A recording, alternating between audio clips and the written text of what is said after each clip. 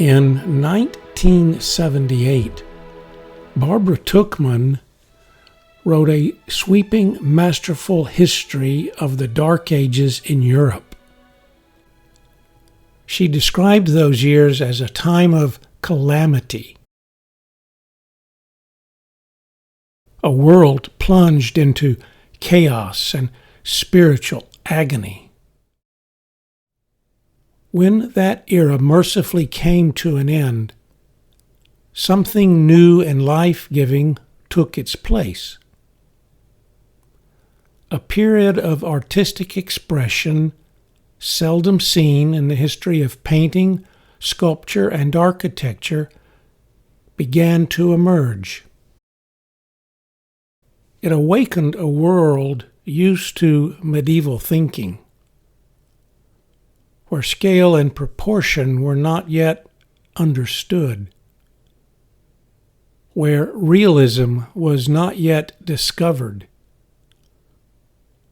where human emotion was not yet valued, where architecture had a few problems, was off just a bit and hard to repair, and life was cheap. This period of history, known as the medieval era, spanned over 1,000 years. It gave way in the 1300s to a world yearning for a breath of fresh air, a new birth of ideas, a rebirth of classical Greek and ancient Roman thought. If you are from England, it's called the Renaissance. If you're from Texas, it's called the Renaissance. Neither of those two places invented the word. It's a French word meaning rebirth. A rebirth from a time of darkness. A rebirth in science, philosophy, religion,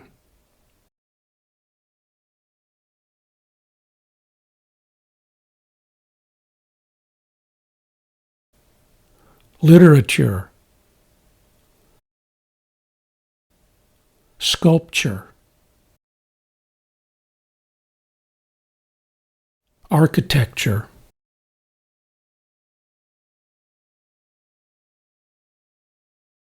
they all blossomed and flourished as professional guilds and associations of merchants, bankers, lawyers, and artisans suddenly woke up from this time of darkness, the Dark Ages as we once called it, and they challenged the ways of the past. Artists like Leonardo da Vinci and Albrecht Dürer boldly depicted themselves with pride. This was unheard of in human history. Women artists like Artemisia Gentileschi began to paint women as heroes. Judith Leister became the first woman to make her own selfie. And Rachel Roush captured in microscopic detail the beauty of a single flower. This 300-year era of the Renaissance was being born. As we begin to understand the transition from one era to the next, in this case from medieval to Renaissance, keep in mind some of the key concepts that are driving this change. The first concept is the belief that, quote, man is the measure of all things, end quote. The author of those words was a Greek philosopher, scientist, and mathematician in the year 450 BCE. His name was Protagoras. He took the existing ancient maxim that said, quote, God is the measure of all things, and Protagoras stated in a way with language we might use today, quote, the human being is now the measure of all things, end quote. Humanism will stress the potential value and goodness of human beings. Leonardo's drawing of the human body in 1490 illustrates this idea. He blends classical thinking by combining scientific and artistic concepts into one larger ideology. The second concept of transitioning from medieval to Renaissance is this: the concept of balance and reason and objectivity are necessary components for discerning what is beautiful and what is good.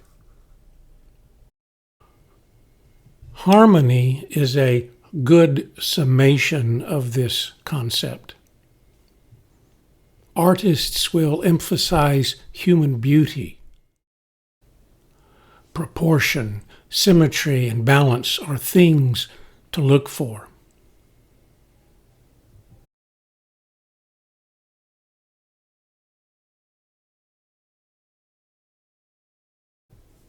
Please remember, the Renaissance did not invent this thinking. The ancient world already knew this. Visually, you can see it. The Greeks proposed that their buildings should be constructed using a ratio between height and width. They argued for a ratio of 4:9. That's what for them was visible in nature. It's sort of like watching this video in landscape mode on your monitor. 4:9 is still a valuable insight.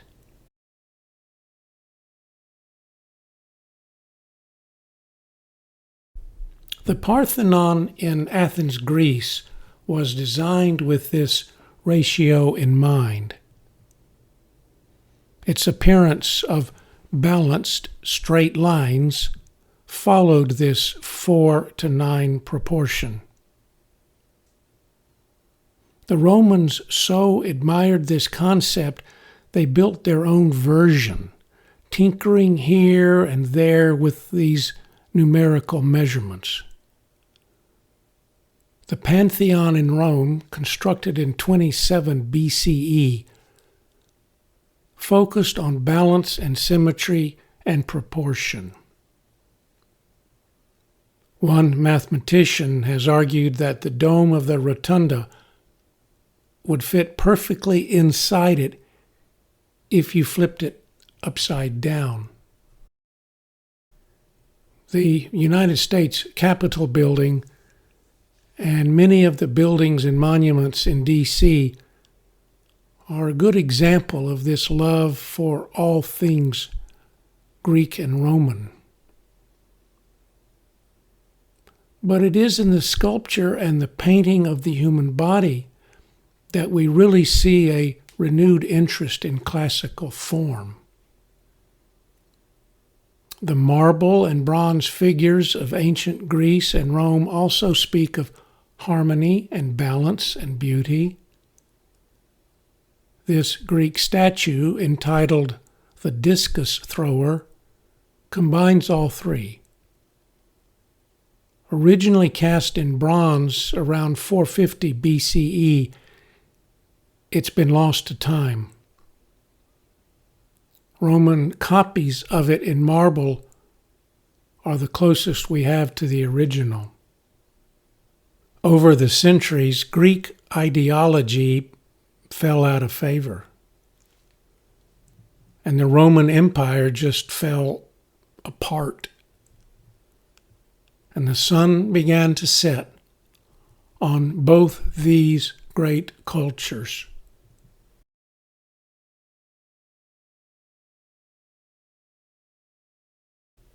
For about 1,000 years, the Dark Ages enveloped them. It was as if all human learning had fallen asleep.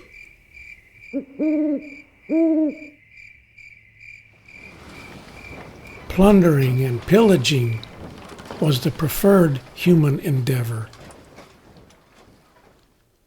When the lights began to shine again, artists were among the first to point the way.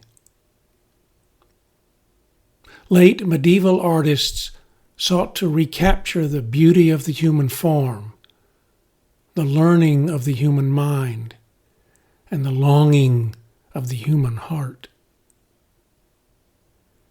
Ancient hand-painted manuscripts, hidden for centuries along the cold, wind-swept coast of Ireland, soon reappeared. The beauty and depth of insight, like the Book of Kells, was heard once again. And into this flowering of the arts, the Renaissance was born. One artist who caught the full measure of the Renaissance was a young man from Florence, Italy. His name was Giotto. Legend tells us he was naturally gifted and as a child could sketch a perfect circle. He became a much sought-after painter of murals in churches, fresco wall paintings, and later on an architect.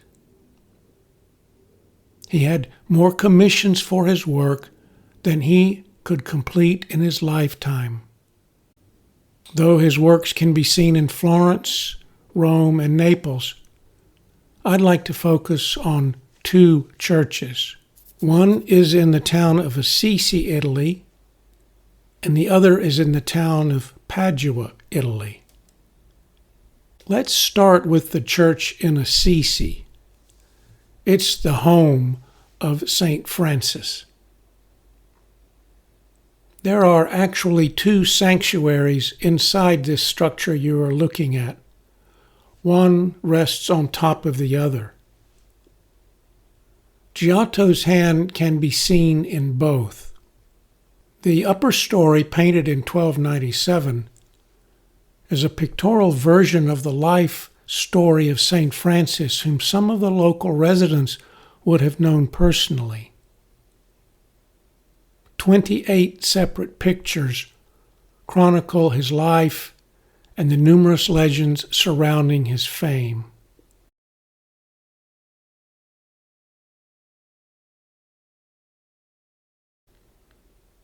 The story of the origin of the Christmas creche describes how Francis, on one particular Christmas Eve, prepared a manger with a small statue of the baby Jesus.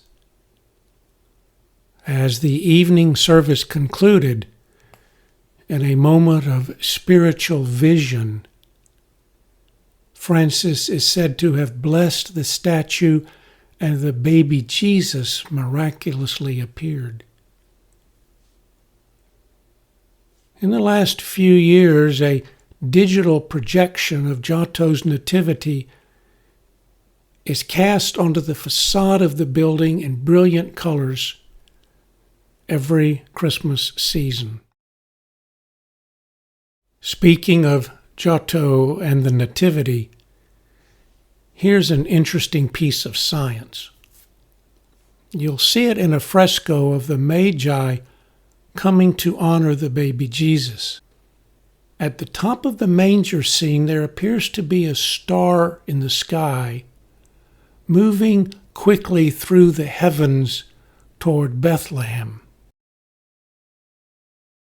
Modern-day scientists have dated the arrival of Halley's Comet, visible from Earth in the year 1301. That's when Giotto would have seen this image with his own eyes, a remarkable sense of the natural world he had developed and he was now putting in picture form. In 1986, a rendezvous by a European spacecraft traveling at the speed of 150,000 miles per hour successfully reached that comet and photographed it. It was a plucky little machine named Giotto. After Assisi was completed, Giotto was commissioned in the year 1303 by a wealthy banker from the town of Padua to decorate the walls of this banker's private chapel. The chapel was on an earlier site of a Roman arena, so many people today simply call it the Arena Chapel. Here is a drawing of the palatial grounds and chapel on the right for the wealthy Italian banker named Enrico Scrovegni. Two series of frescoes by Giotto show us some of the skill of this early Renaissance painter. Straight ahead is the west wall above the main altar. To the left and right are life-sized images of the figures of the life of Jesus and Mary. There are 37 different scenes totaled here. Let's start with the side wall and the murals where 3 tiers of this 14th century narrative can be seen. The beauty of the colors indicate a rich use of imported pigments, especially the expensive blue, seldom seen before the 1300s. On the lower left is the scene where Jesus' body is being mourned by his disciples. The painting is divided into 2 spheres. Above the disciples, up in the sky, are angels sharing in the lamentation on Good Friday. Giotto also separates the top portion by a diagonal wall of rock. This will be one of the first uses of artistic depth of space receding off into the distance. Here is where Giotto's brilliance really shines. Notice each mourner is depicted in a different color with different facial features and using different gestures to express the grief they feel.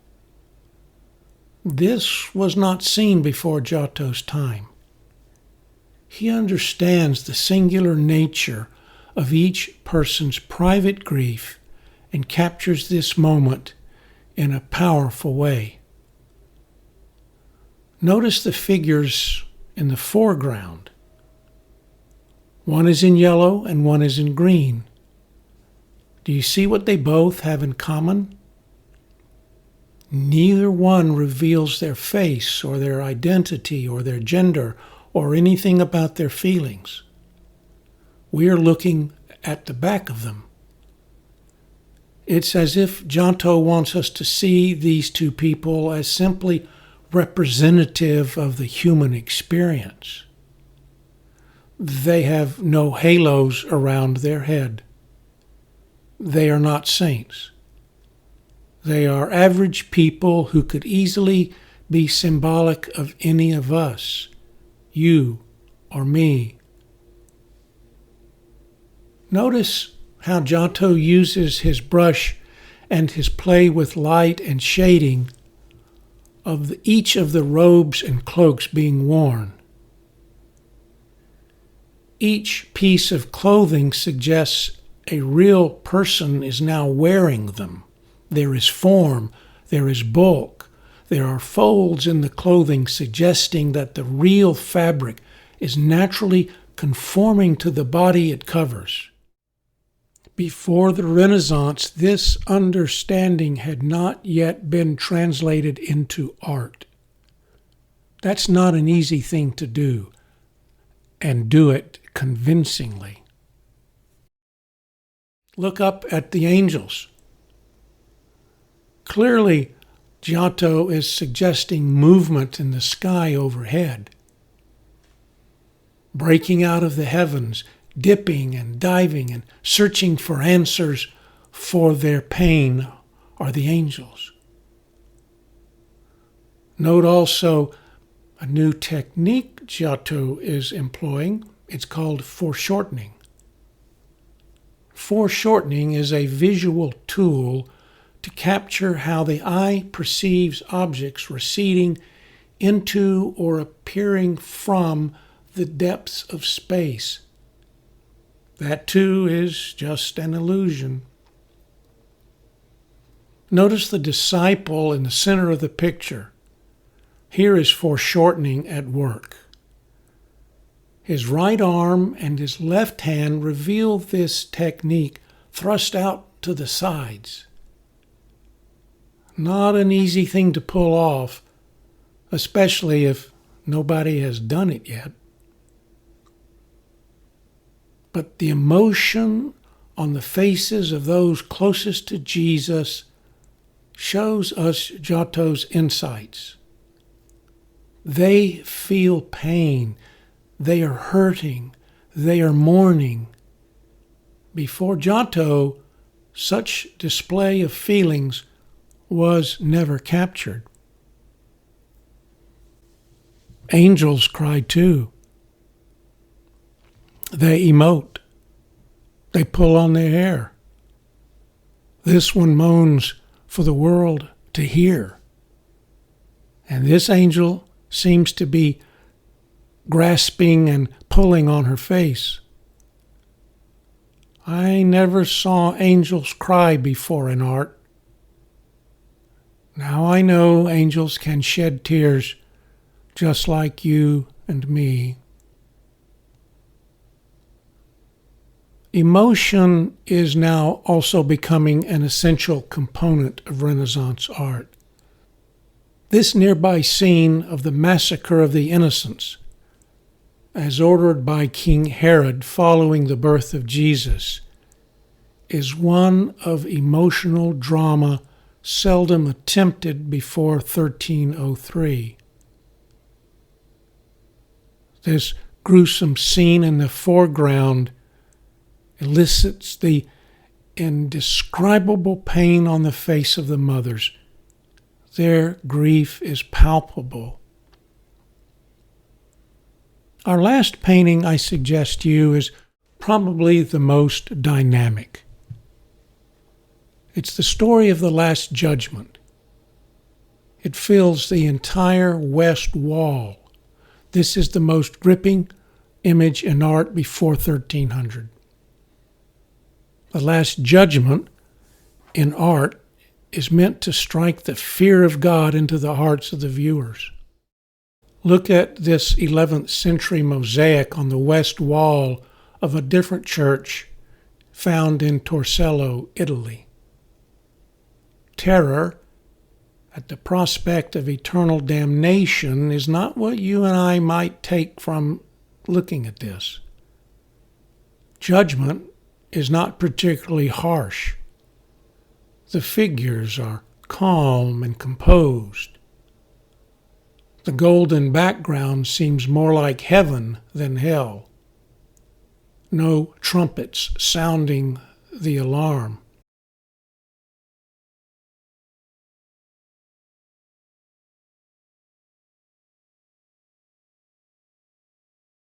Compare that to Giotto's west wall in the Scroveni's chapel. The lower half of the painting is really telling. On the left are the saved. On the right are the damned. Streams of red blood flow from the figure of Jesus in the center. Punishment, violence, and gore of all shapes and sizes grab your attention. You just can't miss it when you look at it up close. Bodies fall from the sky. A gray, horned demon is eating his victims. An evil-looking green beast lurks nearby. And four supposedly sinful people are hanging in a tortuous manner. Two on the right are in an especially gruesome positioning. Ouch, that hurts to watch. Money and greed seem to hold particular interest in this painting for the damned. Here, one figure tempts another with a bag of gold. And here in the detail, a man clutching a bag of coins is receiving his last rites from a priest. The theme of money, I suggest to you, is an important part of this overall narrative being told here in Padua. Enrico Scroveni was a wealthy banker who commissioned Giotto to depict the family as atoning for his father's sin of usury. His father was a banker who we know in fact had charged high rates of interest on loans of money to his customers. The great poet Dante, even mentions the father by name, assigning him to one of the uglier realms of purgatory for his greed. Look closely at the figure of the kneeling man presenting a model of the church to saints. This is a rare departure from a long artistic tradition of never showing the image of the donor. Scroveni included himself, it has been suggested, as a way to atone for the sin of usury. The later Italian painter and sculptor Michelangelo first saw the Scroveni Chapel in the 1490s, and Michelangelo's interpretation of the Last Judgment in the Sistine Chapel in Rome seems to be influenced by Giotto here. Later in his life, Giotto was commissioned as the architect to design the famous bell tower in Florence, which stands next to the great cathedral, the Duomo, in the downtown square. Two brief observations about legacy I'd like to point out. One is Giotto's influence on future artists. It's significant. He saw and he painted human beings as real people. They expressed emotion and feeling. They shed tears. They occupied real space and time. They appeared to be part of a three-dimensional world painted on a two-dimensional surface, and each figure represents a distinct personality. Secondly, in an era when most people were illiterate, Giotto created imagery to teach stories to people who could not read them, stories they would never forget. Giotto infused drama into his narrative, into the lives of the figures who lived on these walls, and he challenged later artists to build on his discoveries.